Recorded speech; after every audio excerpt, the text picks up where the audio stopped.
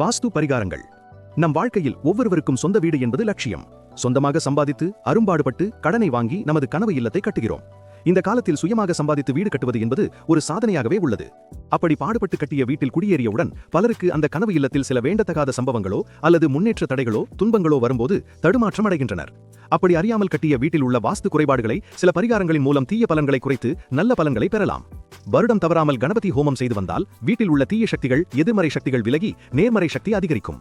காலையில் சுப்ரபாதம், மாலையில் விஷ்ணு சஹஸ்ரநாமம் வீட்டில் ஒலிப்பது நல்ல பலன்களை தரும்.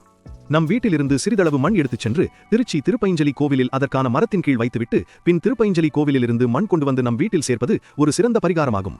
திருப்புகலூர் அக்னிபுரீஸ்வரர் கோவிலில் 6 செங்கல்கள் கொண்டு வழிபாடு செய்து பின் அதனை வீட்டிற்கு எடுத்து வந்து அதற்கு 48 நாட்கள் பூஜை செய்வது சிறந்த பரிகாரமாகும். தினமும் 27 முறை வாஸ்து காயத்ரி மந்திரம் ஜபித்தால் வீட்டில் உள்ள அனைத்து தோஷங்களும் குறையும். பசுவின் கோமியத்திலும் எதிர்மறை சக்தியை விலக்கும் தன்மை அதிகம் உண்டு. அத்துடன் நோய் கிருமிகளை அழிக்கும் ஆற்றல் உண்டு. காலையில் பசுவின் கோமியத்தை பிடித்து ஒரு செம்பு பாத்திரத்தில் ஊற்றி வைத்துவிடவும். 3 மணி நேரம் கழித்து மா இலை 5 எடுத்து கோமியம் உள்ள பாத்திரத்தில் போட்டு வீடு முழுவதும் தீர்த்தம் தெளிப்பது போல் தெளிக்கவும்.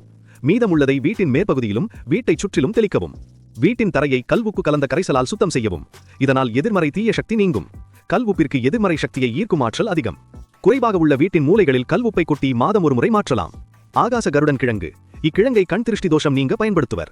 இக்கிழங்கினை வீடு மற்றும் கடை வாசல்களில் கட்டி தொங்கவிடலாம். துளசி செடி வீட்டின் வடகிழக்கு மூலையில் வளர்க்கலாம்.